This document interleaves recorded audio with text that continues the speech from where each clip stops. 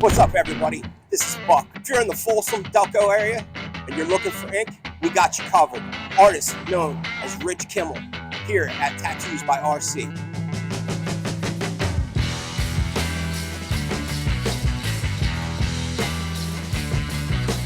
All right, everybody, thank you for stopping by. We got Rich Kimmel here at RC, Tattoos by RC's, that is. Decided I wanted to come back because I know I've seen a lot of Rich's work. Rich, how long have you been tattooing? 25 years.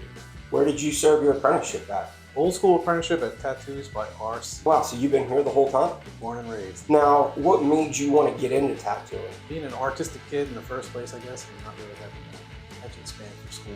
I was always artistic, always creative, playing music, drawing, anything artistic. And I know there's a bunch of pictures here in the studio that we're gonna make sure we get some snapshots of, just of your regular artwork. That within itself is pretty awesome because starting to see right now, artists are actually starting to take over the tattooing. Whereas before, in my opinion, and you correct me if I'm wrong, it was tattoo artists instead of artists becoming tattooists. Maybe in a sense, I guess some old school guys were definitely artists in their own way. Here all you had at the time, they could do so much. The advancement probably helps us get away with a lot. So let's get into the advancement. I know tattoo machines have changed a lot, ink has changed a lot. What else in your mind has changed a lot that kind of moved it forward? YouTube, stuff like that, where back in the day it's apprenticeship, you get in the shop, it's the only way to know anything. It was all secretive. You wanted to go and you want to learn something, you ask questions, civilian, your ass kicked and thrown out or dismissed immediately. But now if you have any question, any interest whatsoever, you get online and research anything. So in your 25 years, have you ever had anybody do an apprenticeship under you? Under us, many, it's 10. And as far as that goes, I know the basics of it, doing shop cleanup and stuff like that. You start to get involved with more technique stuff as they progress. Sure, they get what you put in. You put it in and you work hard and you're trying to really do it, and then I'll help you in any respect. And I've had people come in and it's just like, gimme, and I'm gonna sit here and I did old school apprenticeship and that's not how we roll. Right. You gotta earn it and not paying like a tuition to learn. You trade it off, and that's what it's about. Now, as far as the scene goes, especially here in Philly, there seems to be a lot of really good artists. Sure. Do you feel like right in this area alone, we have that upper tier? There used to be 2 shops that I would call them. A lot of people around here have come through here and made it really well, do great work, and it's like a nice little, everybody knows everybody. It's kind of tight knit, especially in Delco. Sure. I've noticed already with this process, I knew a bunch of tattoo guys coming in, but now I'm really starting to see the connection to certain shop where guys did their thing and went and did their own thing. I think that's pretty cool for the scene itself. Yeah. I think it makes it very, I was going to say unique, but I don't know if that's necessarily the right word. It's so cool that there's such high tier artists in this area. Now, I've lived in other places. I lived in Arizona, and they had their own little pockets of guys. I know that the tattoo conventions have changed. They're kind of not what they were back in the day. But when they were starting out, it's my understanding that you kind of earned some rewards for doing like tattoo of the day, that kind of stuff. Yeah, back in the day, the conventions, like the guys who were working at the conventions were like people we looked up to, like they were pioneers, and they were like rock stars. Now you can scribble on something, and now it's like you're a rock star. Reverse the role. Let's get into the rock star thing. I mean, those guys, and we're talking like, I guess, Philadelphia Eddie, those type of guys. Legends. Roy Boy. RC, right? Those guys kind of held the torch for the industry. I want to bring attention to those guys because I feel just like music. I feel like you need to respect what came before you. Sure. Do you feel like those guys were willing to pass the torch to you younger guys? I think if you deserved it, if you earned it, or like I said, old school apprenticeship, came in, you put it in, showed them respect and did the right thing, sure. If it's the same mentality now, just I'm here, I watch YouTube, I want to do it, and no, I like how it was old school. It's like a sensei. You're a student, you learn, you show respect forever. That's how I think. Now, as far as your current work, do you charge by the piece, by the hour? Like I said before, people work hard for the money. Not everyone has a lot of money to get a tattoo, and I think that doesn't matter. You should never get a good tattoo no matter what. You don't have to spend $1 million to get something. It should be great no matter what. So whatever way someone has to come in, and you work with and get it, we'll make it happen no matter what. I think, especially if you're a blue-collar, hard-working person, no reason you shouldn't be able to afford or get what you want, or get whacked over the head and like, well, I'll settle for something small, or I didn't want it. That's awesome. Sure, that's the happiest thing about it. Make people happy, that's number one. That's literally my job. I make people happy all day before they get here, while they're here, and then they leave. Great. I mean, that you got to respect that. I think that there's been, due to TV shows, other elements, that some of these guys, the prices are just crazy high. And I'm not going to put anybody down for that. If they feel like they deserve that, then so be it. To have somebody of your caliber willing to do that, to work with people for a really good tattoo instead of a cheap banner from off the wall. No, exactly. I couldn't afford them. They're expensive. Yeah. So if someone comes in, I'm going to give them what they want, no matter what. And I always respected that when I found a tattoo artist that I liked that was willing to work price-wise. Especially if it was a bigger piece and they knew it was going to be hours. Hours, months, years. I Sure. one on my arm. I think it was damn near 30 hours. So I mean, to have somebody work with you is pretty sweet. Sure, it's easy. It's easy enough to do. No Right. reason why you should. Now, I mean, we already interviewed RC, so we know that Tattoos by RC, where you work, down here on MacDade Boulevard in Actually, it's Folsom. Folsom. Okay. All right. So Tattoos by RC at MacDade Boulevard in Folsom, PA. Now, if somebody was trying to get a tattoo by you, what's the best way that they could get up the hold?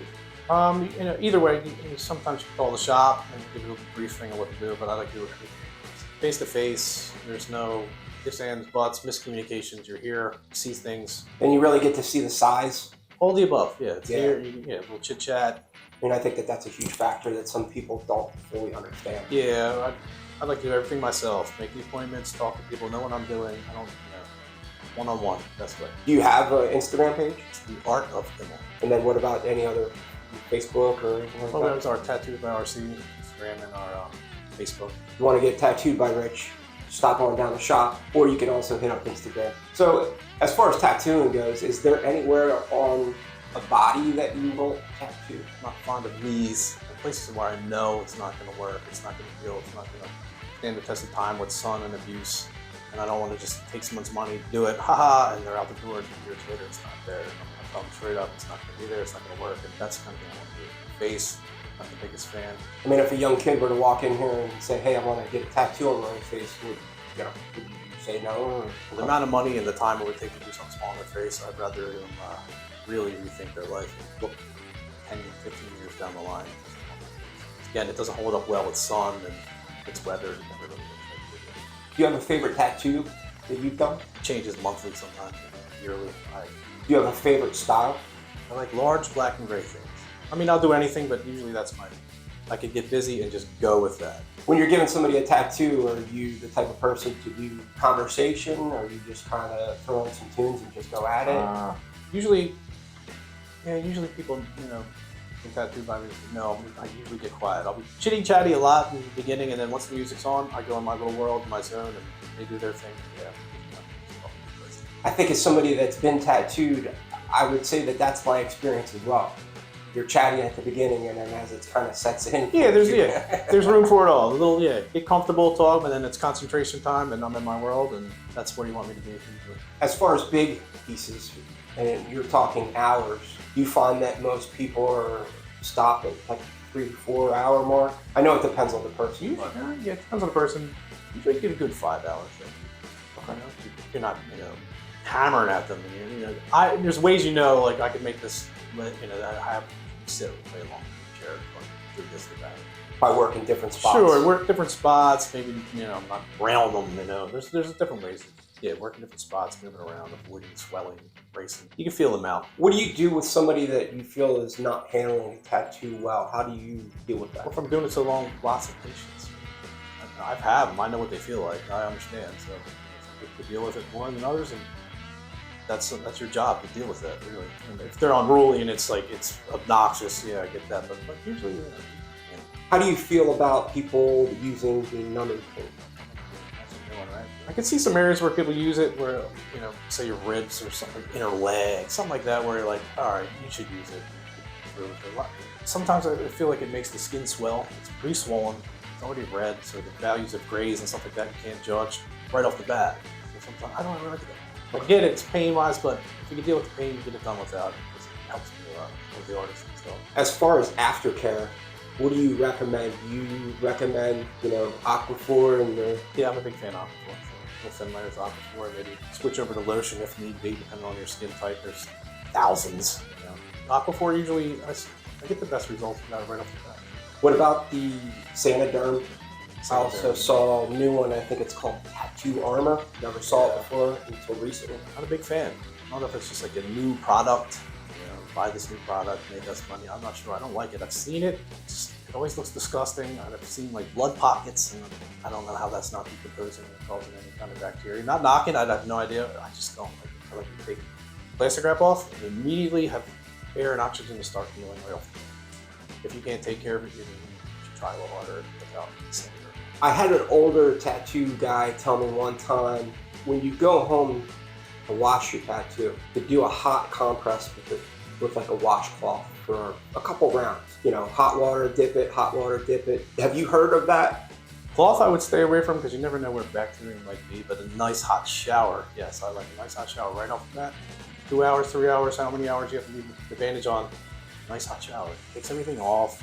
It doesn't really hurt that bad. It gets all excess dry blood and all that gook off. You almost like it's, I don't know what about it. Something about it works. I think it was explained to me that something about the hot water makes the coagulation process. Draws all that, yeah, draws all the excess coagulation. When I first introduced to that technique, someone told me they do it in Japan.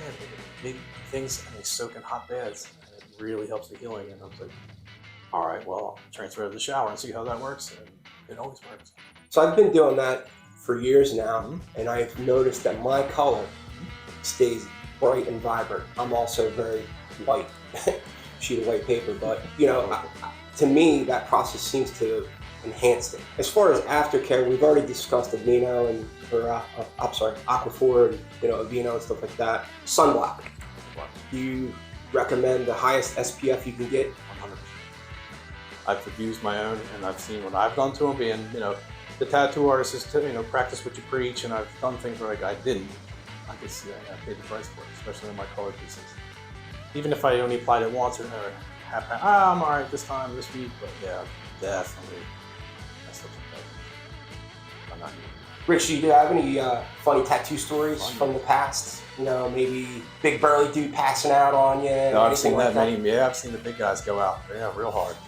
Trying to keep him in a chair. Yeah, I've seen, you know, 100-pound girls get hours of work, and the big burly guy come in the first 10 minutes, start to pass out, sweat, throw up, you name it. Yeah, that's all.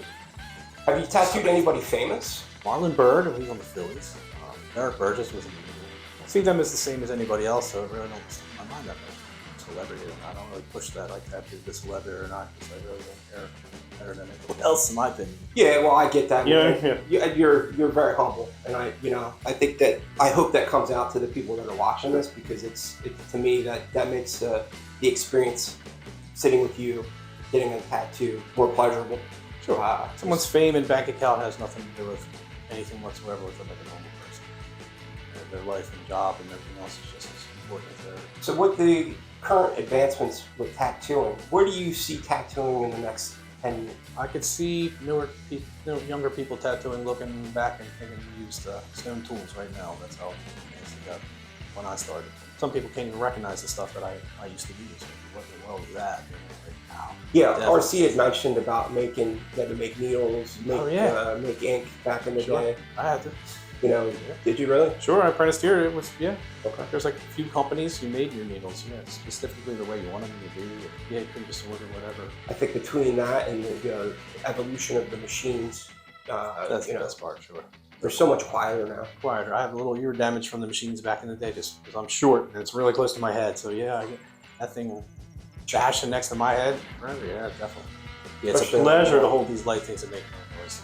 Now, do you feel like with them being lighter, it helps you as an artist? Sure. Less fatigue? Less fatigue. Interchangeable. Get right back to where I was, breaking no concentration, changing needles or anything like that whatsoever. Yeah, it's definitely no fatigue. I didn't even think of that. It just speeds the process up. There's no, dicking around trying to change this, look for that. It's there. Boom, boom, boom. Back on. If you like this video, please click on the link right here.